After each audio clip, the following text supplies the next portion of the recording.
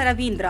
రెండు తెలుగు రాష్ట్రాల్లో ఈ పేరు తెలియని వాళ్ళు ఉంటారనే చెప్పొచ్చు. మాజీ మంత్రి పరిటాల రవీంద్ర హత్య వెనుక మాజీ ముఖ్యమంత్రి జగన్ హస్తం ఉందని రాప్తాడు ఎమ్మెల్యే పరిటాల సునీత ఆరోపించారు. సిబిఐ కూడా ఈ కేసులో జగన్ ను విచారించిందని గుర్తు చేశారు. రామగిరి మండలం పాపిరెడ్డిపల్లి ఘటన నేపథ్యంలో జిల్లాకు జగన్ రానున్న నేపథ్యంలో ఆమె ఈ వ్యాఖ్యలు చేశారు. కొన్ని రోజులుగా మాజీ ఎమ్మెల్యే తోపుదుర్తి ప్రకాష్ రెడ్డి సోదరులు చేస్తున్న వ్యాఖ్యలపై ఆమె ఘాటుగా స్పందించారు.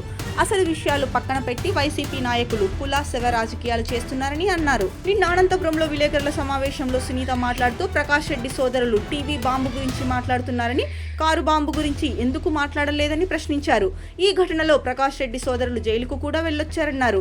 కారు బాంబు, టీవీ బాంబు ఘటనలో 45 మందిని పొట్టన పెట్టుకున్న చరిత్ర వారికి ఉందని అన్నారు. దీనికి సమాధానం చెప్పి జగన్ జిల్లాలోకి అడుగు పెట్టాలన్నారు. ప్రశాంతంగా ఉన్న గ్రామాల్లో కక్షలు రేపేందుకు జగన్ వస్తున్నారని ధ్వజమెత్తారు.